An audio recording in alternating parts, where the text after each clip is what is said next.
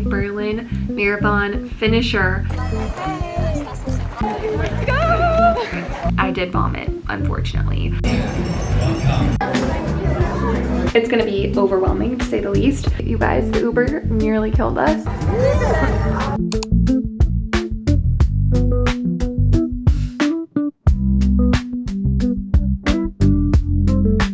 Okay, we made it and they gave me a little bundle of goodies, which is so sweet. You guys, the Uber nearly killed us, but we're here and we're gonna go grab some dinner.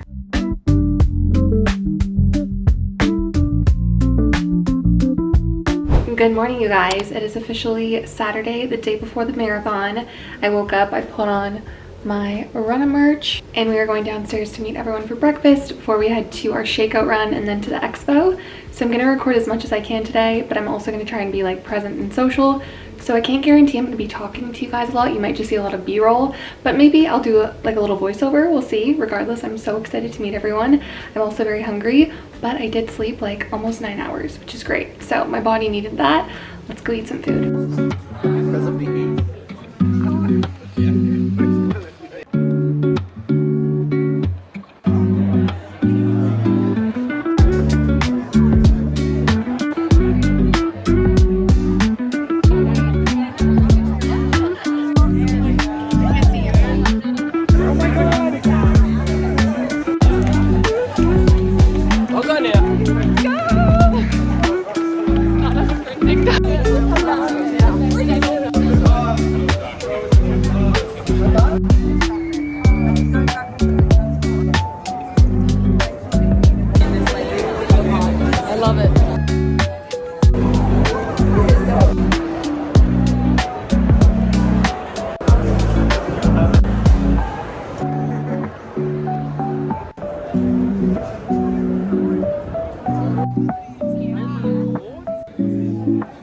Alright, you guys, we are back and I got my bib. The expo was insane, like the biggest expo, very well ran though, but the biggest expo that I've ever been to in my running career. And they said there are 80,000 people running this race tomorrow. I'm not ready for that. It's gonna be overwhelming to say the least. But the good thing is I have a couple friends that start at the same time as me, so we're gonna go to the like starting corral together. But it is really late. I think our start time is like 10:30, which I've never started a race that late. And normally when I run at like anywhere between like 6 a.m. and 8 a.m. So it's definitely gonna be an adjustment, but hopefully my body is just like feeling good. The jet lag, who knows her, right? That's what we're praying for tomorrow. And hopefully the fueling goes well. I've been trying to stay hydrated today. I've drank a lot of water. I just had a matcha and we're about to head out to get dinner with the team at like an Italian spot. I did eat pretty well today. They had these cinnamon buns today, you guys. I'm sure you guys saw it in the clips. Unreal at the shakeout run. Shakeout run was really fun. We ran like about 6 kilometers. It's hot, it's humid. So that's also another like element of race day tomorrow that we're gonna see how that goes, because I normally don't run in the humidity and I don't love running when it's hot out, obviously, but we gotta do what we gotta do. So anyways, that's the update. It's been a great day. I am a little bit tired, but gonna go carb load and then come home, crash, relax, and read my book.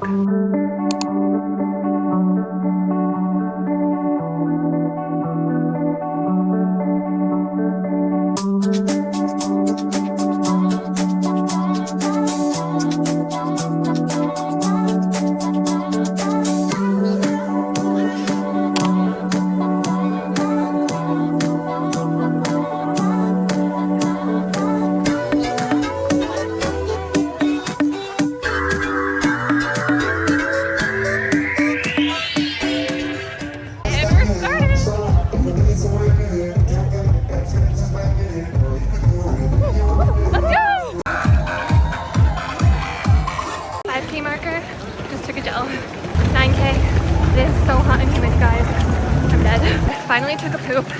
We're at 20K. I feel so much better, but it is still so hot. 37, just saw my husband. I am so exhausted.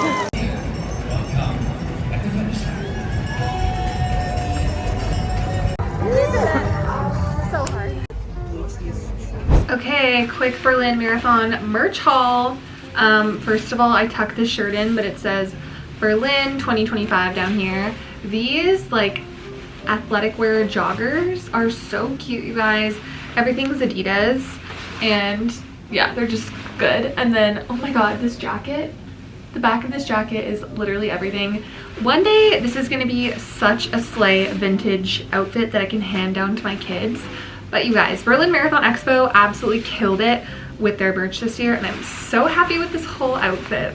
All right, you guys, we are back from Germany, and I officially can say I am a Berlin Marathon finisher. Oh my God, when I tell you that was the hardest race I've ever ran in my entire life. So many things to unpack, so many things that I could have done differently to help myself get through that race, and other things that were totally out of my control that led to it just being so hard for so many of us. And I just want to say shout out to anyone else that ran the Berlin Marathon this year, because those weather conditions, those water station conditions were insane. I took you guys through race morning, obviously, and then I documented as much of the race as I could. But when I tell you guys, by the halfway point, no, by like 25 kilometers, I was done. I was like barely wanting to pull out my camera and film anything, because I was just trying to get to the next kilometer, to the next water station, to the next meeting point to my friends and family.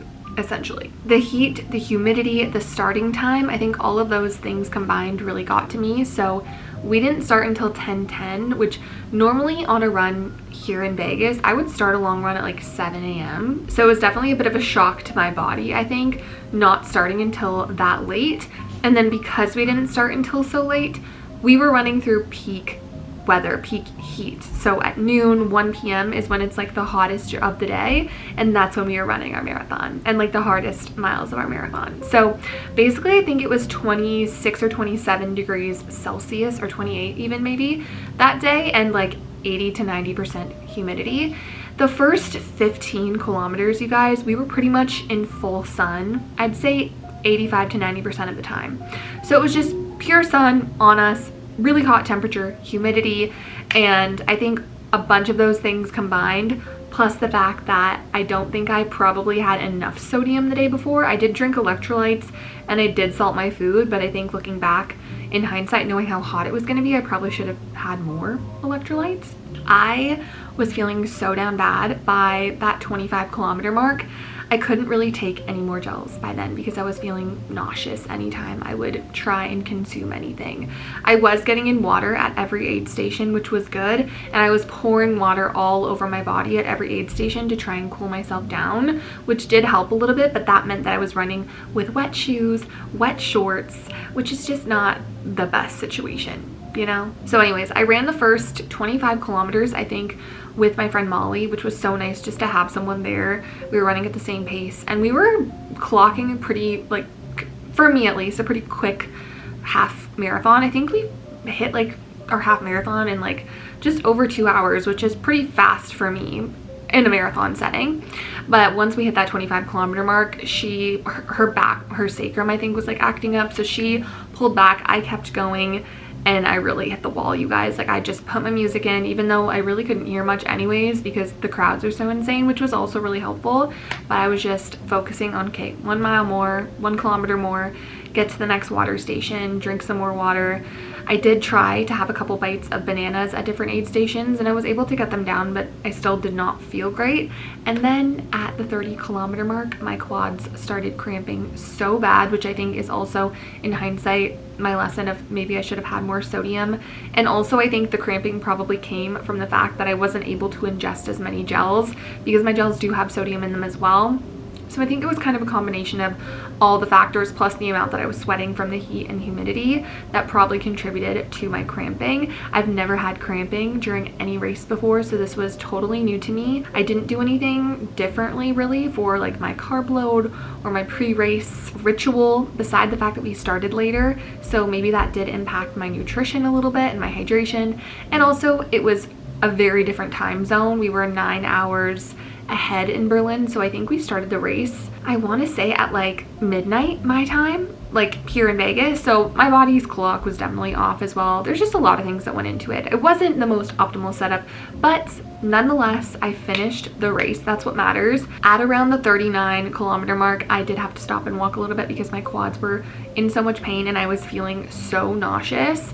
So just want to let you guys know, it still counts if you run a marathon and you have to walk a little bit, okay? Don't let that take away from your accomplishments, because any marathon completion is amazing, and just any participation in a marathon is amazing. They're not an easy feat, okay? And I think going into it, I was like, I'm gonna be fine. I've already ran 2 this year. My body's good. And after both my other marathons, I felt totally fine. And during those marathons, I felt pretty fine. So this was definitely a shock to the system because I've never felt this way during a run before. I've definitely felt nauseous during runs, but I've never had that type of quad cramping. So just lessons learned. And if anyone has any tips for experiences that they've had with cramping, let me know in the comments. I definitely would appreciate it. But overall, the Berlin course was pretty flat, and the last half was a little bit shadier. Again, I don't know if it was because it was cloudier, which it definitely was, and we did get a little bit of rain right at the end, which was really nice, or if it was just where we were on the course with the buildings and kind of shading us, that helped. But like I said, that first 15K was pretty hot and sunny, and then it did get a little bit better. So that was helpful. The crowds were amazing. The water stations were every 4 kilometers, which was nice, I think approximately, but they had plastic cups, which I've never had before in a marathon, and they were all over the ground because there was 60,000 people running this race, and it was dangerous. Like, people were tripping over them, falling over. Because of the heat also, there were sprinklers that they were spraying water on us, which was nice. It felt good and it was helpful for, you know, preventing overheating, but it created like puddles on the ground, and then my feet were sloshing and mixed with the gels on it was just not a great experience overall when it came to the water stations. I'm glad they had them. I'm glad they had those showers, like I said, or the sprinklers, but it was just chaos, to put it lightly. Once I got to that 41 kilometer mark, I was so down bad. I did walk a little bit more, and then I really tried to push for the end. I saw the run crew at around 40 kilometers, and they really gave me a good push, but man, was I down bad. And everyone else that I've talked to after this marathon said it was the hardest marathon they've ever ran. I think the conditions and everything, people were just really not doing hot, and so many people had goals and PRs that they wanted to set that they just had to throw out of the window essentially because it was just not optimal conditions for it. So my heart goes out to anyone that really wanted to set a PR in Berlin, because it is known to be such a fast, flat course, but it was just not the day for so many of us, and I think it helped me to know that I was not the only one. Unfortunately, I did see a lot of people on the side vomiting on medical tents, stretchers, whatever it is, which is really scary. I think a lot of people experience medical complications from this race, which was not great, and something that I definitely think we need to look into in future, maybe starting races earlier in the day. Like, personally, I would much rather start a race at like 3 o'clock in the morning when it's cooler than 10 a.m. to sleep in a little bit more. Like, I would just rather get it out of the way. Then when I crossed the finish line, you guys, the wave of relief I felt was unlike anything else. I got my medal, I walked through all the corrals, I met up with my friend. We were both so down bad. She ended up puking like halfway through the race, and then I needed to like go to the washroom and like let things out, if that makes sense. I also went to the washroom twice during the race as well, which was helpful, but the toilet paper situation was just not great. So moving forward, make sure you carry tissues with you. I did have some in my vest, thankfully, but just something to note is typically in marathons, there's usually, especially if you're a bit slower in one of the later corrals, the toilet paper often is gone by then. The ending of the actual marathon, like where it was all set up, because there were so many people running and so many spectators, made it really hard to find. My husband and our friends and family, my friend Dom and I were like, we spent probably an hour at the finish line trying to connect with our husbands, and because you couldn't cross the course, it was like so hard. So we ended up just saying, you know what, we're gonna meet you at the Run-A-Hub. Our phones were at like 5% battery. We were like, hopefully we'll see you guys there. We had to get a Lime scooter to get out of there because we were not walking 30 minutes to get to the Run-A-Hub, and there was no Ubers available. Like, everyone was canceling on us because of the the road closures and traffic. So it was just chaos. So if you're gonna run Berlin, just know it's a crazy situation, and also get to the start line early because the lines for the washrooms were really long, and it was just a long walk from where your friends and family drop you off to the start line. I would say it's probably like a 15-minute walk or more to get to the actual start line. So anyways, we took a Lime scooter to the Run-A-Race hub. I sat down, had an electrolyte drink, had some more water. I had no appetite, which is not abnormal for me. I typically don't have much of an appetite after a really long run. That's just how my body works. Obviously, it's important to get food in, and I also wasn't able to get a lot of gels down, and I, you know, excreted a lot of things at the end of that run, so I knew my body was depleted, but I was not feeling well at all, you guys. I think the heat really took a toll on my body, and so many other people were feeling the same way. Once I got back to the hotel room, I did vomit, unfortunately. But I will say, as soon as I puked, I felt so much better. I was laying in bed, I took a shower, my husband went and got me bread and butter because that's the only thing that sounded good to me. I just wanted to eat like a huge slice of bread with butter, and thankfully there was a bakery across the street from our hotel, so he got that for me, which was super nice. And I think I went to bed that night at like 8 p.m. because my body was just exhausted and so out of commission. And then the next morning we had to wake up at 4 a.m. to go to the airport to fly home. I think we had like a 26-hour travel day yesterday, and now I'm back in Vegas, and I think we ended up spending 60 hours in Germany, which is crazy for a race. I think in hindsight as well, I definitely would show up a couple days earlier for the race next time just to make sure my body really got acclimated, because my sleep wasn't the best. I think the morning of the race, my Garmin said my sleep score was like a 45, which is definitely not optimal. I did not look at it, by the way. If you are one of those people that gets like really stressed out by your sleep stats or your sleep score from your Aura, Garmin, whatever, I would not recommend looking at it on the morning of a race because I feel like it'll just freak you out a little bit more. So I didn't check until after the race. But yeah, it was definitely not an optimal rest the night before, and the nights prior also weren't great from sleeping on the plane, getting there so late, adjusting to the time change. So safe to say my body just went through the ringer for the last like 3 days, and I'm resting and recovering right now. I have some pretty gnarly blisters on my feet.